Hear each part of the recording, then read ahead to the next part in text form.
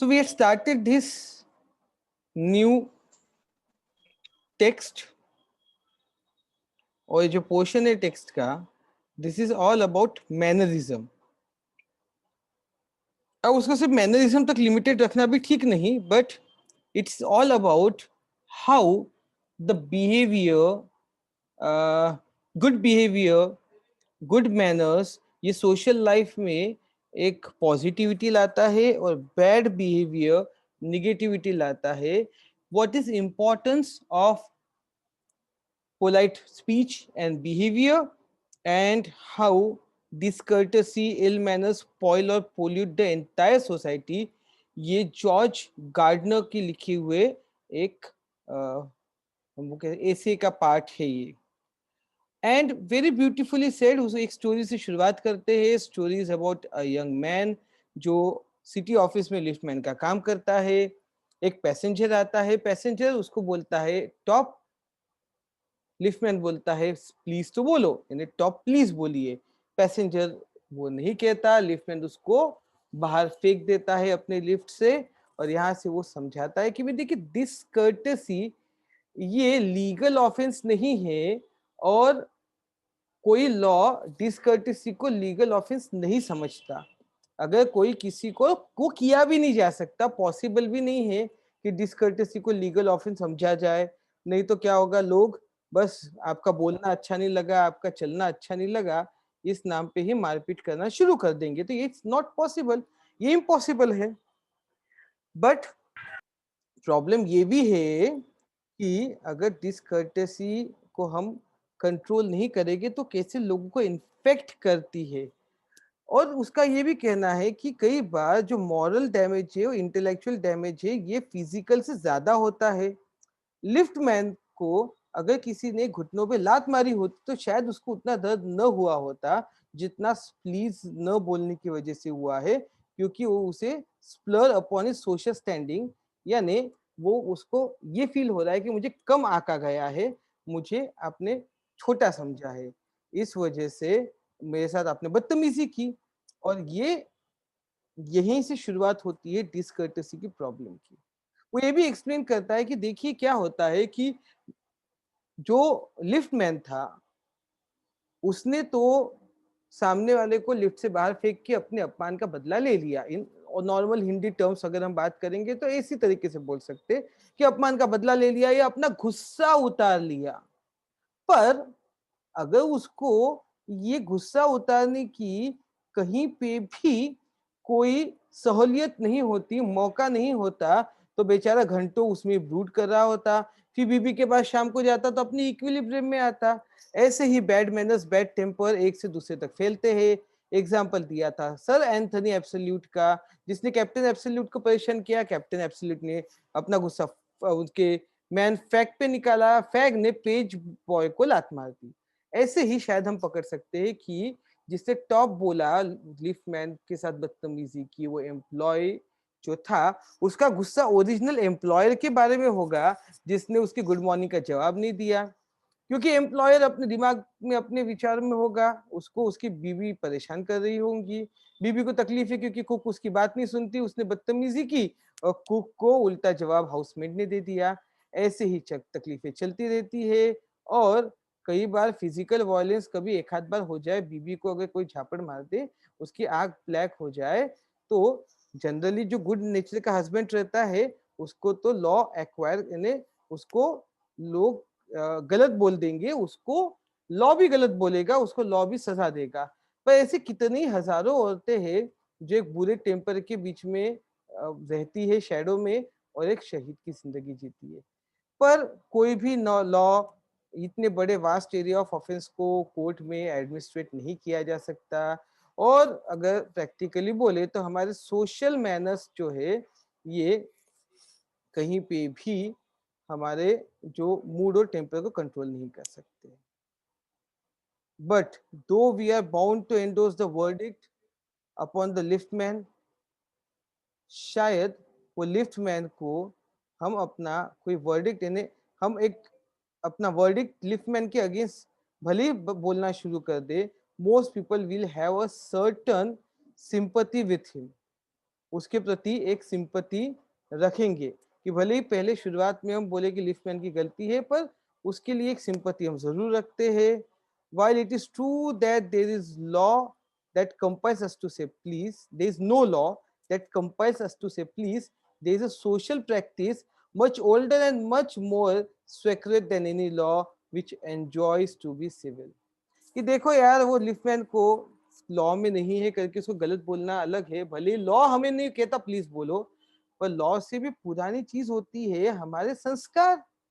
एक ओल्डर और सेक्रेट पवित्र प्रैक्टिस है ना बोलने की, उसको क्यों भूल जाते हो. पहली रिक्वायरमेंट है सिविलिटी की और सर्विस को एक्नॉलेज करने की. प्लीज थैंक यू, ये स्मॉल चेंजेस है which we pay our way of as social being. अरे ये तो एक्सचेंज है. कोई बेचारा वेटर है, हम सोच कैसे रखते हैं कि वो वेटर है, उसका काम है हमारे लिए खाना लेके आना और हम पैसे देते हैं खाने के. बट इसका मतलब ये थोड़ी है कि उनकी कोई सोशल स्टैंडिंग नहीं. अगर आप उनको थैंक यू बोलते हैं तो ये जरूर है, क्योंकि हम एक सोशल व्यक्ति है. हमारे संस्कार कहते हैं हर चीज पैसों से थोड़ी खरीदी जाती है और हर चीज पैसों पे आके खत्म भी नहीं हो जाती. तो ये सोशल बीइंग बहुत इंपॉर्टेंट होता है. They are the little courtesies by which they keep the machine of life oiled and running sweetly. और यही छोटी छोटी बातों की वजह से जिंदगी स्मूथ चलती रहती है, जिंदगी की मशीन. और they put our intercourse upon the basis of friendly cooperation and ease give and take, and instead of on the basis of superior dictating to inferior. वो बोलता है यही जो है, यही हमारे कम्युनिकेशन को एक फ्रेंडली कॉपरेशन के रूप में, इजी गिव एंड टेक और सुपीरियर इंफीरियर को डिक्टेट ही करते रहे, उससे अलग बनाती है हमारी कर्टसी. यानी अगर कोई सुपीरियर किसी जो आपके इंफीरियर है, कोई अपना छोटे पोस्ट का व्यक्ति है, उसको हमेशा डांट के बोले तो काम करेगा क्या. और वही अगर प्लीज और थैंक यू और सॉफ्ट तरीके से बोले तो वो जरूर करेगा. ऐसा व्यक्ति बहुत वल्गर माइंड का होगा जो दूसरों को कमांड करना चाहता है और सर्विस के लिए where he can have the service for asking, कि जहाँ पे सिर्फ बोलने से सर्विस मिल जाती है, बोलने से सामने वाला आपको अच्छे से ट्रीट कर देता है, वहां पे जबरदस्ती कमांड करो. ऐसा माइंड ये क्रूएल और वल्गर माइंड होगा, गलत व्यक्ति होगा. ओके. और गुड फीलिंग की जगह लोगों को रिसेंटमेंट देने की जो इच्छा लगता है, एंगर, वो एक वल्गर माइंड का मालक होगा. आई should like the feature the connection in this connection my friend polite conductor. वो बोलता है मैं अपने दोस्त की बात बताता हूँ जो एक बहुत ही पोलाइट सा कंडक्टर है. By this discriminating title, I do not intend to suggest a rebuke to conductors generally. Rebuke का मतलब क्या होता है देख लो, लिख लो. डिसअप्रूवल क्रिटिसाइज नहीं करना चाहता. यानी अगर वो एक कंडक्टर को सिर्फ पोलाइट बोल रहा है तो पूरे के पूरे कंडक्टर्स को बदतमीज नहीं कहना चाहता, ऐसा वो इसका मतलब है कि डिस्क्रिमिनेट कर रहा हूँ, टाइटल उसको पोलाइट कह रहा हूँ. तो मेरा कोई इंटेंट नहीं है कि मैं सभी कंडक्टर को जनरली थोड़ा सा इम्पोलाइट है उनको मैं रूड कहूँ. But on the contrary, I am disposed to think that there are few classes of men who came through the ordeal of very trying calling better than bus conductor do.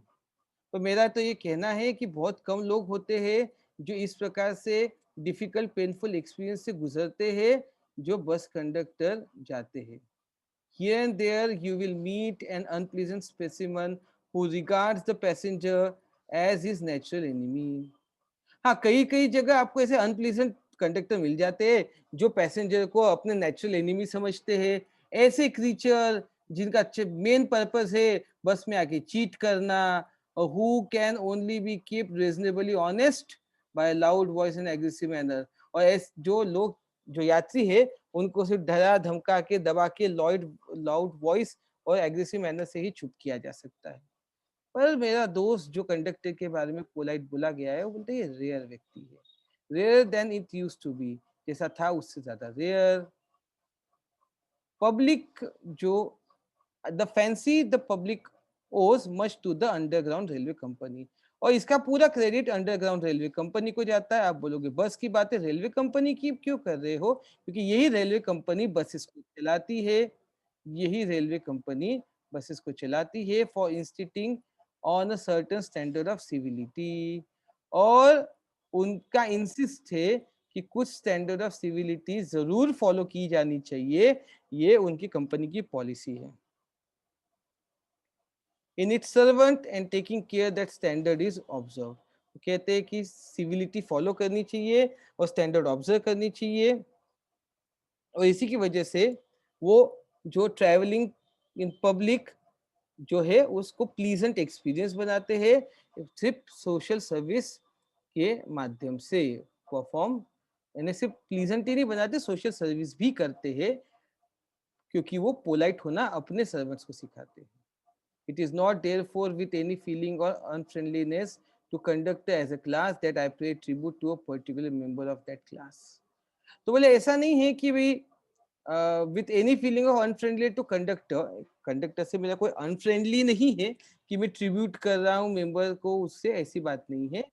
But एक सच्चाई है जो मैं आपके सामने रख रहा हूँ। बोले पहले मेरा कॉन्शियस ध्यान उस एग्जिस्टेंस पे, कौन से, वो जो पोलाइट कंडक्टर बोला है ना, माय फ्रेंड बोला है, उसके ऊपर गया।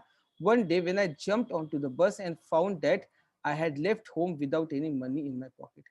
पहला मेरा ध्यान गया जब मैं एक बार बस में चढ़ा और मुझे ध्यान में आया, अरे गड़बड़ हो गई, मैंने तो अपने जेब में पैसे लिए ही नहीं। Everyone has had an experience and know the feeling, the mix feeling which the discovery. Sir एक बार वो I should like to feature से बताऊं थोड़ा सा, कहाँ मेरा से, कनेक्शन लॉस हो गया था। कहाँ से? I should like to feature.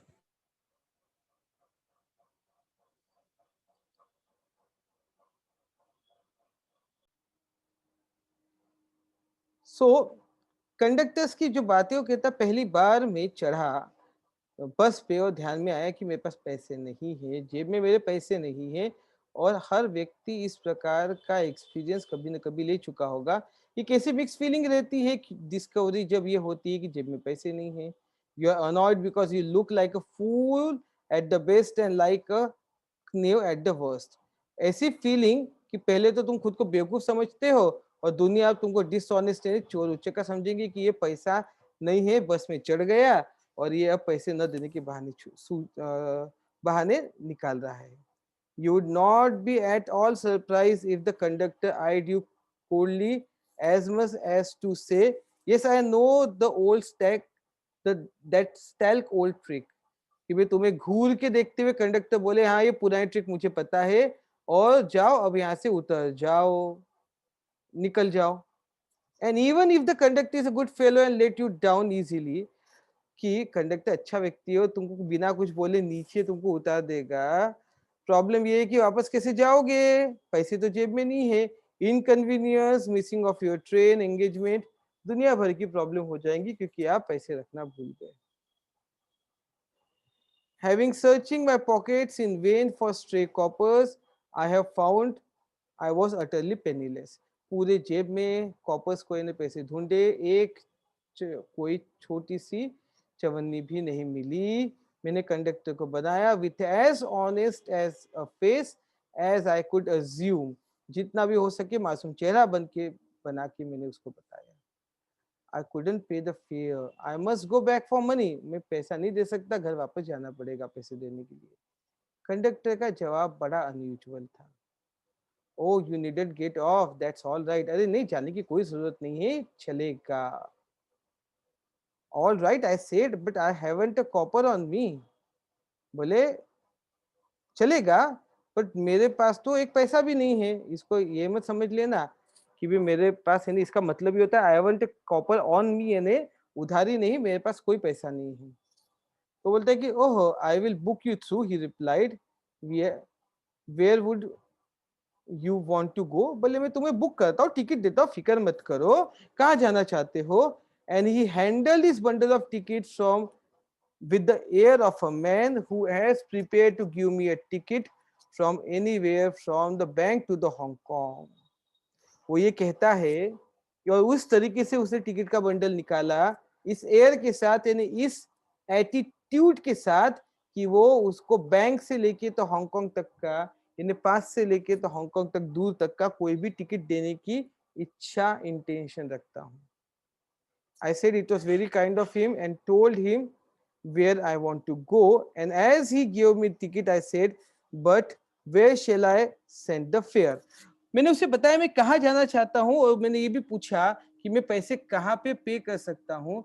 उसने बोला हाँ हाँ कभी आओगे ना वापस same some day all right दे देना.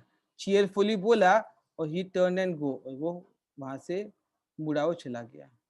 लकीली मेरा फिंगर जो अभी भी वॉन्डरिंग यानी घूम रहे थे कॉर्नर ऑफ माई पॉकेट, उसको एकदम शीलिंग यानी छोट पैसा मिल गया और द अकाउंट वे स्क्वेयर्ड. मैंने उसको दे दिया, अकाउंट सेटल हो गए, मुझे किसी का एहसान लेने की जरूरत नहीं पड़ी. बट इन फैक्ट जो ग्लो ऑफ प्लेजर था उस वो कम नहीं हुआ कि गुड नेचर उसके एक्शन की वजह से मुझे कितना समाधान मिला, मुझे कितना प्लेजर मिला सिर्फ पैसे देने से नहीं, उसके अच्छे व्यवहार से जो मुझे फील हुआ वो ग्लो पैसे देने से बिल्कुल भी कम नहीं हुआ. कुछ दिनों की बात है, मेरा most sensitive toe was tempered on reading heavily as I sat reading on the top of the bus. बस में ऊपर बैठा था और किसी ने मेरे पैर पे जो मेरा एकदम सेंसिटिव टो है उस पर जोर से पैर रख दिया, जोर से मुझे पैर दबाया गया और मैंने बड़े गुस्से से ऊपर देखा और more agony and saw my friend of the cheerful countenance. और मैंने बड़े गुस्से और एगोनी से ऊपर देखा और सामने मुस्कुराता हुआ मेरा दोस्त कंडक्टर खड़ा था. बोले सॉरी सर, उसने बोला. बोले मुझे पता है मेरे बूट्स हेवी है और मैंने I got them because my own feet got toed on so much. और मैं इसलिए पहनता हूँ क्योंकि मेरे पैर तो हमेशा कोई ना कोई पैर रख लेता है और अब मैं दूसरों के पैर पे को छीलते हुए क्रश करते हुए चल रहा हूँ. तो hope I didn't hurt you sir. Hope आपको मेरे जूतों से कोई जख्म यानी कुछ दुखा नहीं होगा. बोले he had hurt me but he was so nice about it that I assured he hadn't. बोले मुझे लगी तो बहुत थी, पैर तो दुख रहा था, पर इतने वो अच्छे से उसने बात किया कि मैंने उसको एश्योर बताया, इतना नाइस था कि नहीं मुझे कोई तकलीफ नहीं हुई. After this, I begin to observe him wherever I boarded his bus. जब भी उसकी बस पे चलता उसको मैं ऑब्जर्व करता और मुझे मिलता कि curious pleasure in the constant good nature of his bearing. तो क्यूरियस प्लेजर मिलता कांस्टेंट गुड नेचर में उसके रहने के लिए. वो इनएग्जॉस्टिबल ही seem to have an inexhaustible fund of patience. ऐसा पेशेंस जो इनएग्जॉस्टिबल था. गिफ्ट जो पैसेंजर को कंफर्टेबल बना देता था क्योंकि पेशेंस बहुत था. मैंने देखा कि अगर बारिश होती तो वो ऊपर आता और स्टेयर्स पे, क्योंकि वहां पे ओपन बसेस होती है, ऊपर का जो जगह होती है ओपन रहती है, आप मूवीज में देखते हैं. नीचे जो रहता है वो भरा हुआ यानी उसमें शेड रहता है, डबल डेकर बस रहती है, तो ऊपर से एक ये खुला रहता है किसी को अगर शहर का टूर करना हो तो बोलते स्टेज पे ऊपर आता और बोलता कि नीचे रूम है ना, नीचे बैठने की जगह है, आपको ऊपर यहाँ पे रुकने की कोई जरूरत नहीं है, गीले होने की जरूरत नहीं है. अगर ओल्ड लोगों के साथ वो एक बेटे की तरह व्यवहार करता जैसे वो अपने पिताजी के साथ करता होगा, चिल्ड्रन और चिल्ड्रन के साथ जो बच्चे हैं उनके साथ एक पिता की तरह. और अगर यंग लोग होते तो वार्म प्लेस रखता अपने इस जगह में और उनके साथ भी वो ऑलवेज एक मेरी जेस्ट में यानी एकदम लाइट हार्टेड तरीके से इंटरेक्ट करते हुए इंडल्ज होता, उनके साथ इन्वॉल्व होता. ऐसा उसका नेचर बड़ा अमेजिंग सा नेचर था. If he had a blind man on board, it was not enough to set him down safely on the pavement. अगर कोई अंधा चढ़ जाता तो उसको सिर्फ फुटपाथ पे सेफली उतारा नहीं जाता. He would call to Bill. Bill यानी उनका ड्राइवर होता है या फिर उसका जो भी सहायक है. In front to wait. Bill यानी ड्राइवर को बोलता है कि रुको जब तक वो उसको रोड क्रॉस न करा दे या कॉर्नर तक, या अदरवाइज जो भी सेफ वे हो अंधे के लिए जहां से वो अपने भरोसे जा सके वहां तक उसको न छोड़ते, तब तक वो न छोड़ता. In short, I found he irradiated such an atmosphere of good temper and kindliness that the journey with him was a lesson in natural courtesy and good manners. इस तरीके से उसका प्यारा व्यवहार रहता था, गुड टेम्पर और काइंडनेस के साथ रहता था कि उसके साथ जर्नी करना ये एक नया लेसन हो जाता था नेचुरल कर्टेसी गुड मैनर्स का. What struck me particularly was the ease with which he got through his work. सबसे अमेजिंग बात जो मुझे समझ में आई कि वो अपना काम कितनी इजी तरीके से करता था बिना किसी बोझ का.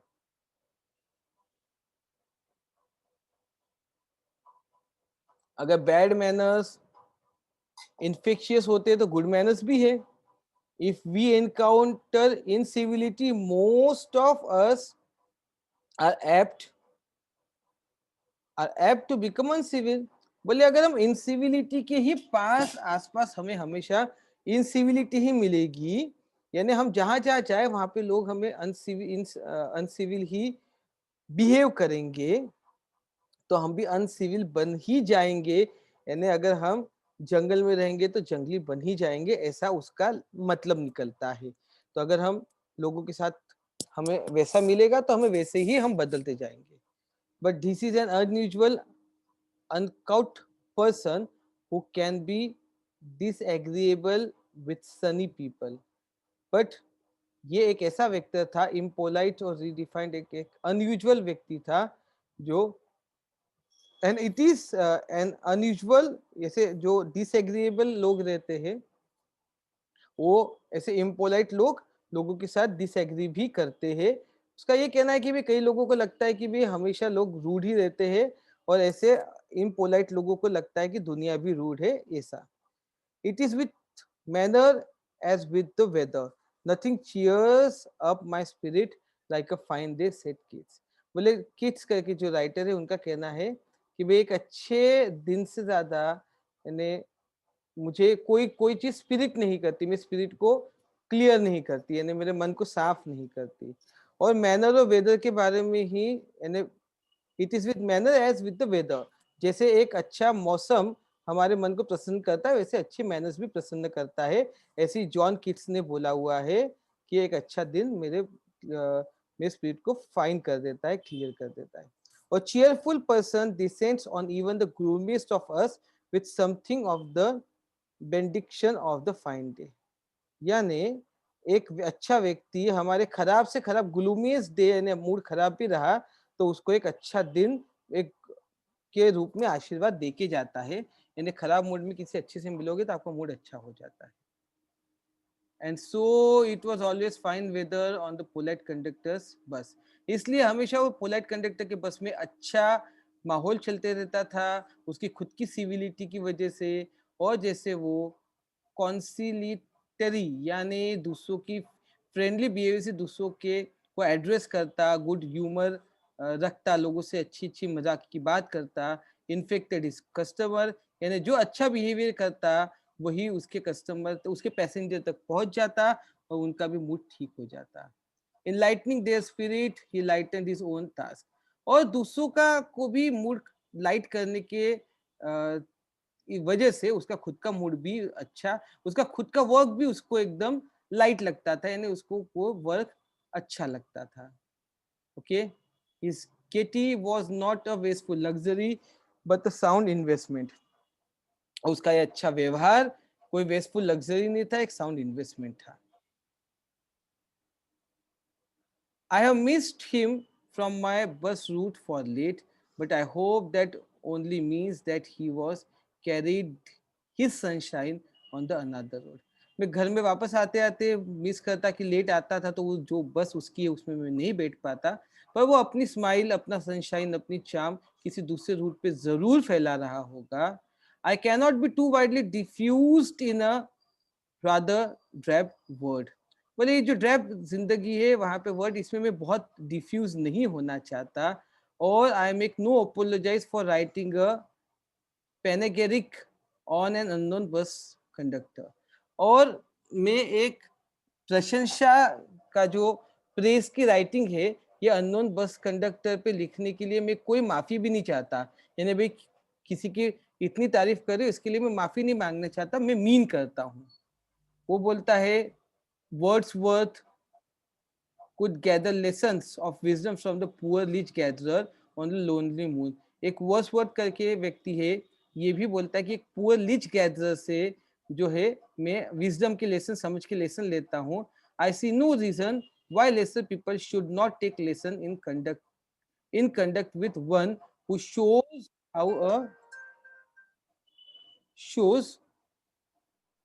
how a very modest calling may be dignified by good temper and kind feeling.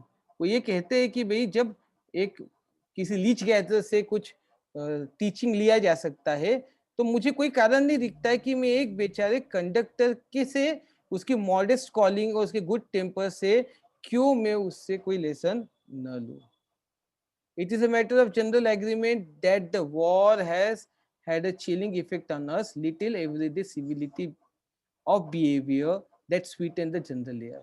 वो कहते हैं हम क्यों इतने बोथत हो गए, क्योंकि वॉर ने हमारे ऊपर चिलिंग इफेक्ट डाला और हमारे जिंदगी से जनरल एयर से हमारी सिविलिटी चली गई. हमें हमारी सिविलिटी बैक लानी पड़ेगी, हमारे संस्कार बैक लाने पड़ेंगे और थोड़ा टॉलरेबल होना पड़ेगा ईच अदर के लिए. We cannot get them back by invoking the law. और लॉ से सिविलिटी बैक नहीं आती. पुलिसमैन एक सिंबल होते हैं लॉ के, or necessary institution for society that is still some then lower than the angels. बोले पुलिस में भले ही सब कुछ करते हो, पर हमको भूलना नहीं चाहिए दे आर लो, वो भी एक ह्यूमन बीइंग है, वो भी इंसान है, वो इंसान से बाहर तो नहीं है. But law can only protect us against material attack. बोले मटेरियल अटैक से लॉ प्रोटेक्ट कर सकता है. लिफ्ट मैन का वे जो था meeting the moral affront by physical violence help us to restore the civility. बोले फिजिकल वायलेंस से जैसे लिफ्ट मैन ने अपनी सिविलिटी को बचाना चाहा, वो गलत है. मैं उसको सजेस्ट करूंगा that he would have had a more subtle and effective revenge if he had treated gentlemen who would not say please by with elaborate politeness. अगर जो व्यक्ति ने उसको प्लीज नहीं बोला, उसको पोलाइटली वो जवाब देता तो ज्यादा अच्छा होता, ज्यादा अच्छी विक्ट्री होती. अगर नॉट ओवर द ब्रूल, यानी जो इनसेंसिटिव व्यक्ति के ऊपर, बट ओवर हिमसेल्फ. वो सिर्फ दूसरे को नहीं जीतता, खुद को भी जीत दिया. और ये विक्ट्री काउंट करती है. पोलाइट व्यक्ति खुद को जीतता है, लोगों से फिजिकल लड़ने से फायदा नहीं होता. Policeman may lose the material advantage, but he always had the spiritual victory. Polite man जो रहता है, इसको material advantage नहीं पर spiritual victory होता है. और ऐसे लिफ्टमैन को मैं चेस्टरफील्ड, जो इंग्लैंड के एक बहुत सम्माननीय नेता थे, उनकी एक कहानी बताना चाहता हूँ. कहानी लंदन की है. तब पेमेंट्स जो होते थे विदाउट पेमेंट्स होती थी. और man who took the wall had the driest footing. जो वॉल यानी जो थोड़ा ऊंचे इस पे चढ़ता था और वॉल बनाई जाती थी इलीट लोगों के लिए, वो ड्राइस्ट उसकी पैर रहते थे.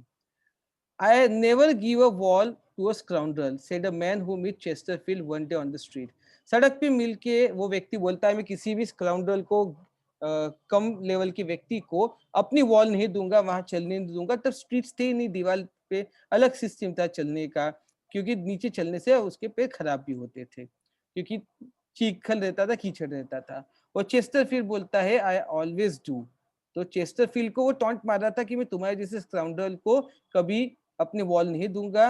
और चेस्टरफील्ड बोला कि तुम भली स्काउंड्रल हो पर मैं तुम्हें दूंगा. और स्टेपिंग विथ बो इनटू द रोड, और वो रोड पे स्टेप करके चले गए. होप लिफ्टमैन भी जो है ये एग्री करेगा कि रिवेंज ये ज्यादा स्वीट होता then if he had plunged the fellow into mud.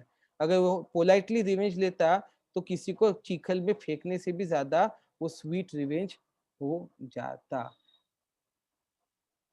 समझे सबको?